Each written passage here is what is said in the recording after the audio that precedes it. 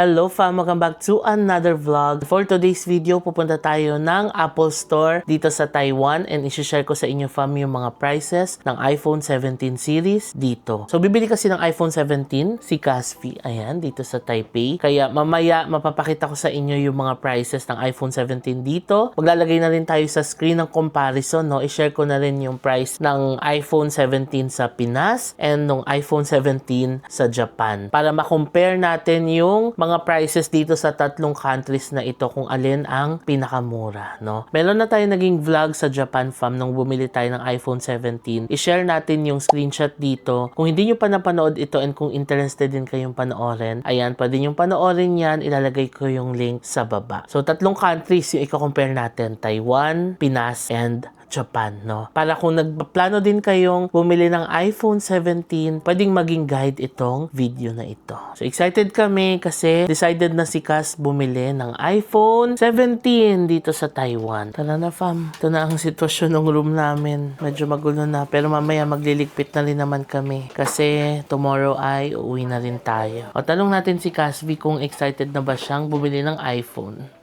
Excited na. May pabulong pa. Oo. Okay, let's go! Dito na tayo sa Taipei 101. Ay, naulit siya, fam. Napakagandang Taipei 101. Ngayon, dalawa kasi yung Apple Store dito sa Taipei. Isa sa loob ng Taipei 101, isa dito sa Xinyi 813. Magkalapit lang siya. So ngayon, plano naming bumili dito sa Xinyi 813 na lang. Ang ganda dito, oh. Favorite pa ni Cas.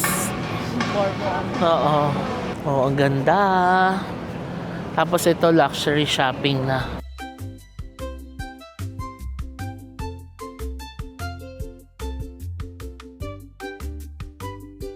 Nagugutom na ako. Ready na mag-hotpot. Sagot yata ni Cas yung hotpot natin.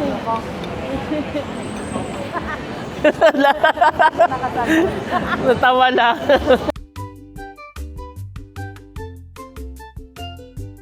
Actually, pwede tayong kumanan dito.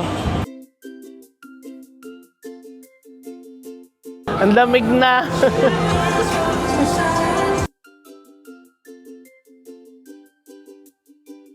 May gerbo din sila, fam. Yung style ng boutique nila is katulad nung sa Korea. Ang ganda dito sa part na to, fam. As in shopping mall, oh. Shinkong Mitsukoshi. So, maraming mga shops. New Balance, so ang laki din. Are you ready to have your new phone? Hashtag sana all. Ito na pa mga Apple Store, oh. Stand-alone Apple Store siya dito. Nasa likod lang ng Taipei 101. Let's go!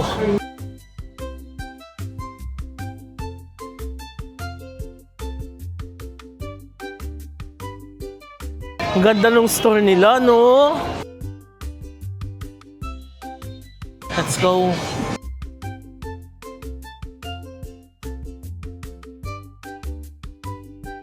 Halika na, mag-start na tayo, fam. Pakita ko na sa inyo yung mga prices ng iPhone 17 series dito sa Taipei. So, magsimula tayo sa iPhone 17. So, ang 256GB ay 29,900 NTD. Ilagay natin yung estimated conversion niya sa Philippine peso. Andyan sa screen. Ito naman yung price niya sa Philippines. And then, ito naman yung price niya sa Japan. So, yan ang price ng tatlong iPhone 17 256GB. Ito naman ang 512, 36,900 NTD. Ito yung conversion niya sa Philippine peso. Ito yung price sa Pinas. And then ito yung price sa Japan. Sa mga nagtatanong pala, fam, no, kung nasa na yung iPhone na napanalunan ko sa South Korea, ibinigay ko po yun kay mamang. So, siya na ang gumagamit nun ngayon. Ito, may ganito ring color. And then, may ganito rin. Ito yung type na color ni Cas Vanessa. Tapos, ang galing ng mga iPhone dito, walang tali, oh. Ganyan lang siya. So, ito yung table ng pang iPhone 17. Ganda, no? May iba pa palang kulay yung iPhone 17, no? Blue, green, white, and black. Ang dami pala niyang kulay. 5 colors. Next, dito naman tayo sa iPhone Air. Ang 256 niya ay 36,900 Taiwan dollars. Ito yung conversion niya sa peso. Ito yung price sa Philippine market and ito naman sa Japan. Next is 512 gig. It's 43,900 Taiwan dollars. Ito yung conversion niya sa peso. Ito yung price sa Pinas and ito naman yung price sa Japan. Oh, meron din palang 1 terabyte ang iPhone Air. 50,900 Taiwan dollars. Ito yung conversion sa peso, ito yung price sa Pinas, and ito yung price sa Japan. Ito yung mga colors niya. I notice yung iPhone Air mas manipis siya, oh. Kasi Air version na, di ba? Tapos isa lang yung camera niya sa likod. Ay, ito na ang iPhone 17 Pro and iPhone 17 Pro Max. Magkatabi sila. Unahin natin ang iPhone 17 Pro. Ang 256 niya ay 39,900 Taiwan dollars. Ito yung conversion niya sa Philippine peso. Ito yung price sa Pinas and ito naman yung price sa Japan. Next is yung 512 gig. It's 46,900 Taiwan dollars. Ito yung conversion niya sa Philippine peso. Ito yung price niya sa Pinas and ito yung price niya sa Japan. Next is yung 1 terabyte. It's 53,900 Taiwan dollars. Ito yung conversion niya sa Philippine peso. Ito yung price sa Pinas and ito naman yung price sa Japan. Anong mga colors niya? Oh, ayan, ang ganda. Ang ganda ng display nila dito kasi magkatabi yung Pro and Pro Max.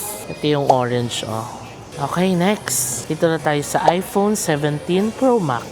Ang 256 gig is 44,900 Taiwan dollars. Ito yung conversion niya sa peso. Ito yung price sa Pinas and ito naman yung price sa Japan.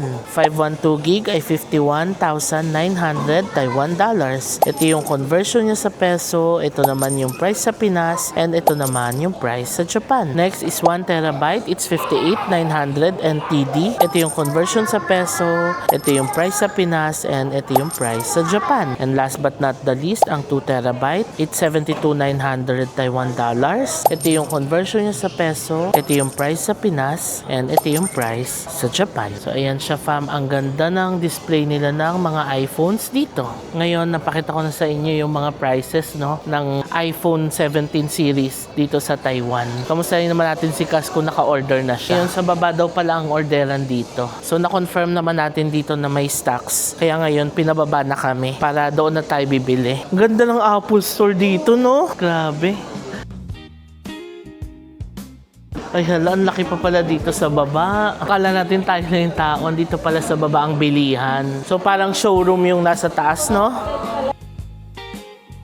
Yan na si Cas. So pinascan na yung QR code kasi isi-send sa email niya yung resibo. Ito na ang iPhone ni Cas. So, ang price niya, fam, ay 29,900 Taiwan dollars, no? And nakita naman natin sa comparison natin kanina, ang pinakamura talagang country is Japan, no? Next is Taiwan and then Philippines. Ngayon, i-unbox na rin ni Casby ang kanyang iPhone. Unboxing. Hello. Ay, ang ganda. Ang cute. Kakulay ba siya nung iPhone mo, 14? Yeah. Mas ano siya, mas mapos siya, matingkad. oo. Mas matingkad yung ano. Yung 7. Uy, hello! Hi! Nag-hi sa iPhone. Hello daw eh. Ayan, pagtabi mo. Ay, oo nga. Tsaka parang mas slim siya. Mas? Mas slim. Oo nga, mas slim to. Tapos mas makulay Slim na, siya. oo. Mas matingkad yung pagka-lavender. Tapos hindi na rin ano to, Hindi na yung... hindi na silver. Oo. Lavender na rin yung logo. Ah. Tapos yung camera, dalawang magkaangatan na. Oo. Parang mas Lens. malaki yung lens. lens. Oo. Sorry fam, yan lang ang mga comparison namin as we are not experts. Ay, iba-iba pagdating pala sa niya. tech.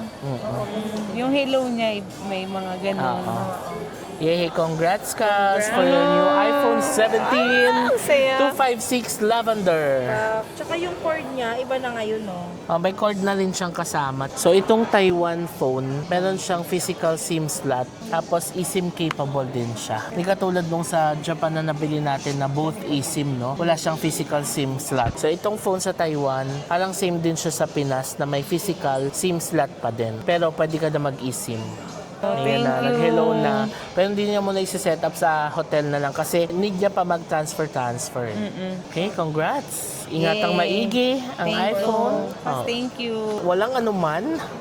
So we are back dito sa Ximending and kakain tayo fam ng hotpot. Dito tayo kakain sa Mala Hotpot. Ayan, Hanko branch. Dito lang siya sa Ximending banda. Ayan lang yung Ximending pag diniretso dyan. Tara, let's go! Nag-iba lang yung kulay niya, naging black na siya. Pero yan siya, may mga USDA Wagyu beef yan. Angus beef. So 9:50 na ng gabi ngayon. Hanggang alas 12 naman bukas itong Mala Hotpot dito.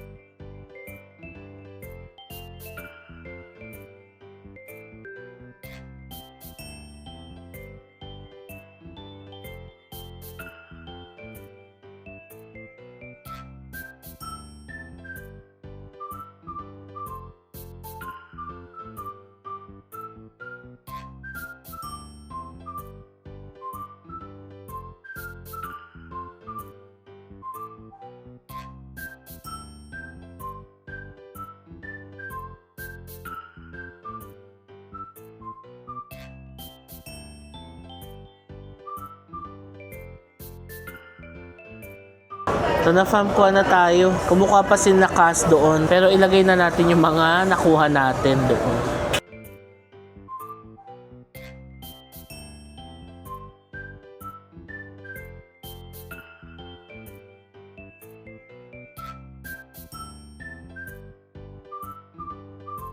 Kain tayo fam. So yung kinuha pala naming package is yung 798 each na package. Yun yung may kasama na siyang Angus beef, USDA prime beef, New Zealand Australian beef. Tapos pwede ka rin umorder ng pork. Ang gagawin lang is magsascan ka ng QR code para maka-order ka ng meat. Pero the rest, pwede naman kuhanin sa buffet area na napakita ko sa inyo kanina. So ito na. Ang soup namin ay sukiyaki and wine soup.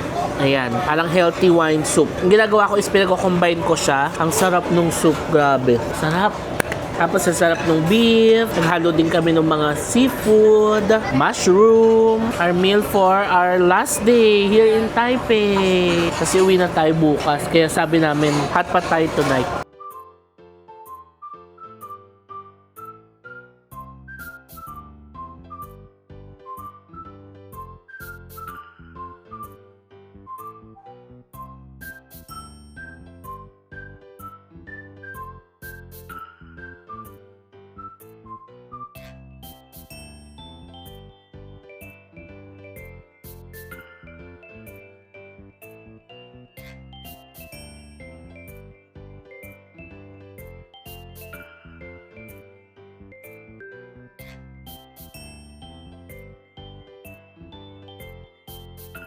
Pag kumain ka dito fam, may libre na rin Häagen-Dazs ice cream.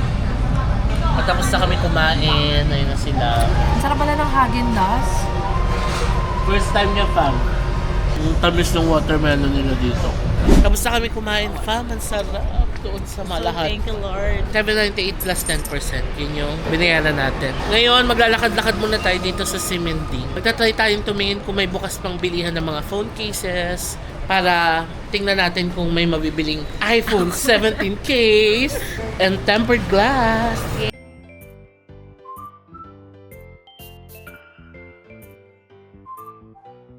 O diba, konting lakad lang, nasa Ximending na tayo. Sana meron pa.